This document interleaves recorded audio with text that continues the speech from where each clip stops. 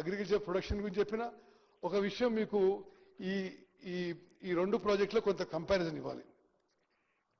Pranahita చేవెళ్లలో project కట్టి ఉంటే already 38,000 కోట్లలో 11,000 కోట్లు ఖర్చు అయ్యే పని అయింది. 30% పని అయింది. అంటే అంటే ఇంకో 66% పని అయితే ఈరోజు 16.5 లక్షల ఎకరాలు మరి ప్రాణహిత నుంచి చేవెళ్ల వరకు నీళ్లు వచ్చే వ్యవసాయానికి, హైదరాబాద్లో డ్రింకింగ్ వాటర్ వచ్చేది, మరి అదేవిధంగా ఇండస్ట్రియల్ యూస్కి వాటర్ వచ్చేది. అది వాళ్ళు వదిలిపెట్టేసారు. మరి మీకు కొన్ని విషయాలు చెప్పాలి అధ్యక్ష, మీ ద్వారా యావత్ తెలంగాణ ప్రజానీకం తెలవాలి. ప్రాణహిత చేవెళ్లలో ప్రాజెక్టులో 70 కిలోమీటర్లు గ్రావిటీతో వచ్చిన తర్వాత కేవలం 19 మీటర్ల లిఫ్ట్ ఉన్నది.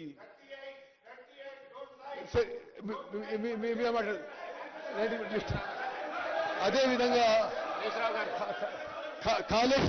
కాళేశ్వరం ప్రాజెక్టులో హరీష్ రావు గారు మీరు మాట అవసరం లేదు, మీరు కట్టిన ప్రాజెక్ట్ కూలిపోయింది మీరు మాట్లాడతా. ఓకే, అదేవిధంగా టోటల్ పవర్ డిమాండ్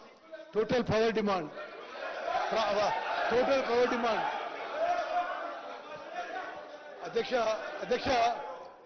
సాధారణంగా ఎవరైనా తప్పు చేస్తే దానికి సిగ్గుపడతారు. అరే తప్పు చేసిండ్రు, మీ వల్ల కూలిపోయింది, మీరే దబాయించు.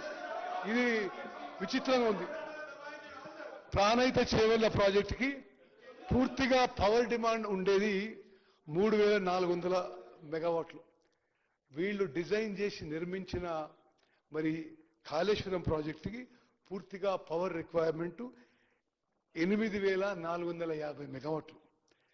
అదేవిధంగా మరి ఆ ప్రాజెక్టు ఎంత ఖర్చు అవుతుందో మీకు చెప్పిన 38,000 కోట్లతో పూర్తయ్యే ప్రాజెక్టుకి ఇప్పుడు 1,47,000 కోట్లు తీసుకొచ్చింది. అదేవిధంగా మరి వాళ్ళ హయాంలో అంటే ఆ కాళేశ్వరం ప్రాజెక్టు నడపడానికి ఎంత కాస్ట్లీ ఉంటుందంటే మీకు చెప్తున్నా.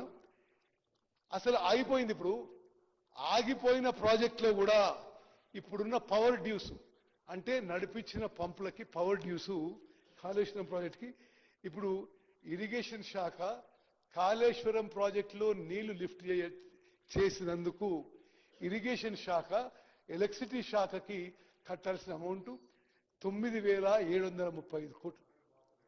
మరి ఇది విషయం అయితే అధ్యక్ష, మరి ఆ తర్వాత ఇప్పుడు సభ్యులు మాట్లాడిన తర్వాత నేను వాళ్ళకి సమాధానం చెప్పడానికి రెడీగా ఉన్నా. ఈ విషయంలో ఈ రాష్ట్ర చరిత్రలోనే ఇది అత్యంత దురదృష్టమైన సంఘటన.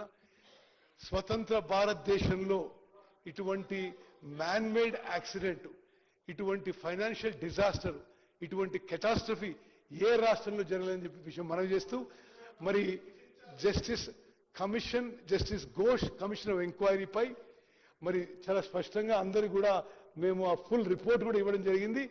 మరి మీ అభిప్రాయాలు అన్ని విన్న తర్వాత ముఖ్యమంత్రి గారు మరి ముందస్తు కార్యాచరణ యాక్షన్ ప్లాన్ కూడా ప్రకటిస్తారని చెప్పి నేను మనవి చేస్తాను. ధన్యవాదాలు.